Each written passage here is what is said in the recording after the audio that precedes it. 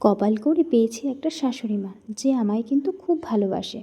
সত্যি বলছি, জীবনে কিন্তু মানসিক শান্তিটা প্রয়োজন খুবই। মানসিক শান্তি যদি সেখানে না থাকে, কোনো কিছুই যেন ভালো লাগে না। আমি সত্যি কথা বলতে একটু দুশ্চিন্তাটা বেশি করি, যার কারণে সমস্যাটা আমার অনেকটাই বেশি। তো আমাকে কিন্তু সব সময়ের জন্য আমার শাশুড়ি মা আমাকে বলতে থাকে, এত দুশ্চিন্তা কেন করো, সময় হলে ঠিক হবে, কেন এত চিন্তা করো। যাই হোক, ওনার কথাগুলো শুনে ভালো লাগে যে আমাকে সে কিন্তু বাজে কোনো মন্তব্য না করে খুব ভালো কথা আমাকে তিনি বলে। খুবই ভালো লাগে, সেদিক দিয়ে আমি ভাগ্যবান যে আমি কোনো মানে এমন এক শাশুড়ি পেয়েছি যে আমাকে কোনো বাজে মন্তব্য করে না। যাই হোক, প্রথম থেকে ভিডিওটা স্টার্ট করি। তো আমি সুস্মিতা, তো আমার চ্যানেলে তোমাদেরকে অনেক অনেক স্বাগত। আমি এসেছি আমার মায়ের কাছে। এখানে কি বলো তো, মায়ের বাড়ির কাছাকাছি, বাবা নেই আর ভাই থাকে। তো সত্যি কথা বলতে যখন মন হয় তখনই কিন্তু চলে আসি। তো আমার শাশুড়ি মা ওই বাড়িতেও আমরা তিনজন, তো এই বাড়িতে দুজন আছে। তো হট করেই চলে এসেছি মায়ের কাছে। যাই হোক, এদিকে কিন্তু মা কিন্তু আজ রান্না করেছিল ডিমের ঝোল। আর এই ডিমের ঝোলটা একটু অন্যরকম, তাই তোমাদের সঙ্গে একটু ভিডিওতে শেয়ার করলাম, যেটা বলবো আর কি। আমাদের জীবনের সবচেয়ে বড় জিনিস কি জানো তো? চিন্তা। চিন্তা অতিরিক্ত করে ফেলি। আর সবথেকে বড় কথা কি জানো তো, বাড়ির মানুষ যদি খারাপ মন্তব্য করে সেটা আরও বেশি খারাপ। হয়তো আজকে আমার লাইফে সেই জিনিসটা নেই, বা আমাকে কেউ বাজে মন্তব্য করে না, মানে আমার বাড়ির লোক হোক বা আমার শাশুড়ি মা হোক, সে কিন্তু কখনোই বাজে কথা বলে না। আজ যদি বলতো, হয়তো আমি বেঁচে থাকতাম না। সত্যি বলছি, মানুষের কথাটা হচ্ছে সবথেকে খারাপ। তারা যদি খারাপ মন্তব্য করে, খারাপ কথা বলে, সেটা কিন্তু সহ্য করা যায় না। তো আমার ক্ষেত্রে না হলেও অনেকের ক্ষেত্রে কিন্তু এটা অনেক হয়। অনেক শাশুড়িরা আছে কিন্তু খুব বাজে মন্তব্য করে বৌমাদের সঙ্গে, আর এইসব বিষয় নিয়ে তো আরও বেশি। যাই হোক, কী আর বলবো। আমার মনে হয় এইসব না বলাটাই ভালো। সে মা হওয়ার জন্য অনেক চেষ্টা করে, কিন্তু সেই মুহূর্তে যদি সে কোনো বাজে মন্তব্য করে, তাহলে তার কতটা কষ্ট হয় জানো তো, ভীষণ কষ্ট হয়। তো চলো, আমি তোমাদের সঙ্গে আমার লাইফের কিছু কিছু কথা শেয়ার করি। আমি 6 বছর রানিং ডাক্তার দেখাচ্ছি। তো একটা ডাক্তার দেখিয়েছিলাম, তিনি আমাকে ওষুধ দিয়েছিল 3 মাসের জন্য। তো ছোট ছোট ট্যাবলেট, পিরিয়ডসের 3 দিন থেকে 6 দিন পর্যন্ত কিন্তু আমার ওষুধটা খেতে হতো। আর লাস্ট পিরিয়ডের মানে তোমার হওয়ার আগে 15 দিন, মানে 25 দিনের পর গিয়ে আরেকটা ওষুধ খেতে হতো। এই দুটো ওষুধ আমাকে দিত, এটা ডিম কোয়ালিটি বাড়ানোর জন্য। তো ওই ওষুধ খেয়েও কিন্তু আমার কোনো রকম কাজ হয়নি। 3 মাসের জায়গায় 6 মাস খেয়েছিলাম, তারপরে কিন্তু তাকে আর দেখাইনি। প্রচুর ওষুধ দিচ্ছিল, আমি আর সেটা খেতে পারছিলাম না, যার কারণে কিন্তু আমি আর সেখানে দেখাইনি। পরে নেক্সট একটা ডাক্তারকে দেখিয়েছি। তিনি আমাকে এইচএসডি টেস্ট দিয়েছিল।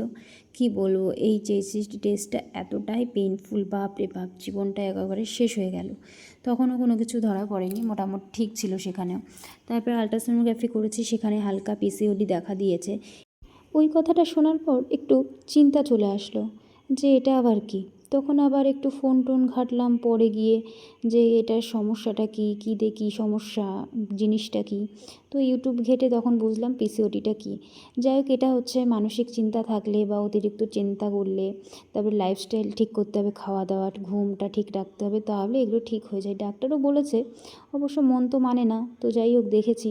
তো ডাক্তার তো ওষুধ দিয়েছিল যে এটা ওষুধ খাও, দেখবে ঠিক হয়ে যাবে। কিন্তু সময়ের সাথে যেন ঠিক আর হলো না। কেন জানি একটা টেনশন ঢুকে গেল মাথার মধ্যে। ঢুকতে ঢুকতে মানুষের বলে না, কথায় বলে না, এমন জায়গায় নিয়ে যায় তখন যেন কোনো কিছুই ঠিক হতে চায় না। সামান্য একটা কিছু, মানে পিসিওডি, যেটা মানুষের এর থেকে বড় বড় সমস্যা থাকে, সে টিউব ব্লক থাকে দুটো, তারপরে তোমার কি বলে, সিস্ট অতিরিক্ত পরিমাণে থাকে, তারপর নানান সমস্যা, থাইরয়েড থাকে, তা সত্ত্বেও তাদের কনসিভ হয়ে যায়। আর অথচ আমাদের মতো মেয়েদের এত অল্প মানে সমস্যা থাকা সত্ত্বেও বাচ্চা কাচ্চা হয় না। তাই ভাবি এক এক সময় যে সত্যি কী কপাল নিয়ে জন্ম নিয়েছি। আবার এক এক সময় ভাবি যে আজকে এত চিন্তা করছি কেন, সময় যখন হবে তখন ঠিক হবেই। শুধু শুধু এই দুশ্চিন্তা করে করেই আজকের এই দিনগুলো আমি নষ্ট করেছি নিজের জীবনের।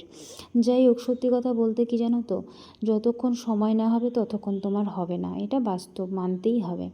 আমি তো সবসময় আগের ভিডিওতে বলেছি, এখনও বলছি, কারণ আমি মনে করি জানো তো, এটা আমি হাজারো চেষ্টা করেছি জানো। তারপরে যেটা বলছিলাম, ওই ডাক্তার তো ওষুধ দিয়েছিল আমাকে ওই সিস্টের জন্য, মানে বা পিসিওডির জন্য ওষুধ খেয়েছিলাম, তাও কোনো রকম কোনো কিছু হয়নি। এবার আমি ভাবলাম যে একটুখানি রোগা মানুষ, আমাকে তো দেখেছো আমি যে বেশি খুব মোটা তাও কিন্তু না। তা যাই হোক, আমি তাও আবার যোগা করতাম মাঝে মধ্যে। আর কি বলবো, একটু এত দুশ্চিন্তা আমি করি, দুশ্চিন্তার কারণে আমার হওয়া জিনিসই হতো না। সত্যি বলতে একবার কিন্তু আমার একটা লাইন এসেছিলো, মানে হালকা লাইন, তারপরে পিরিয়ডস হয়ে গেছিলো। কি একটা আশায় ছিলাম জানো না, একটা বহুত আশা নিয়েছিলাম যে এবার হয়ে যাবে, কিন্তু কপাল আমার এতটাই খারাপ, পিরিয়ডস হয়ে গেছিলো। তারপর থেকে যেন আস্তে আস্তে ভেঙে পড়েছি, কী যে হবে কী যে না হবে। যে যেটা বলে যে ডাক্তার এখানে দেখাও ওখানে দেখাও, সেখানেই দেখাই। ওই যে ডাক্তার ওষুধ দিয়েছিল ওনার কাছে ওষুধ খেয়েও কোনো রকম আমি ফল পাইনি। তারপরে কিছুদিন আমি ডাক্তার বন্ধ রেখেছি, আর যেন ভালো লাগছে না। ওই সব সময় ডাক্তার দেখানো, টেনশান, নানান চিন্তা যেন মাথার মধ্যে ঢোকে। এই যে একটা পরিস্থিতির ফেস একমাত্র সেই মেয়েরাই জানে যাদের কিন্তু এই সমস্যার সম্মুখীন। অনেকে অনেক কথাই বলবে, কী হবে ডাক্তার দেখাতে হবে সব ঠিক হয়ে যাবে। হ্যাঁ, আমি বুঝি যে সবাই বলবে ডাক্তার দেখাতে হবে ঠিক হয়ে যাবে, আমিও সেটা বুঝি, সবই জানি সবই বুঝি, কিন্তু এক এক সময় অবুঝ হয়ে যায় জানো তো। তখন আর মনে ইচ্ছা করে না আমি কোনো কিছু করি বা দেখাই। তারপরে আবার এক এক সময় চিন্তা করি, না দেখালেও তো হবে না, সমস্যাটা তো ঠিক করতে হবে না। সমাধান তো তখনই যখন তুমি সেটার চেষ্টা করবে, তবেই তো সমাধানটা হবে। তো যাই হোক, অনেক চেষ্টা করছি, করে যাচ্ছি, ভগবান যখন চাইবে তখনই দেবে। এখন অবশ্য আমি তোমাদের পরের ভিডিওতে বলবো যে পরে আমি কি কি করেছি। এই ভিডিওটা এই পর্যন্ত শেষ করব বন্ধুরা, ভালো থেকো সবাই।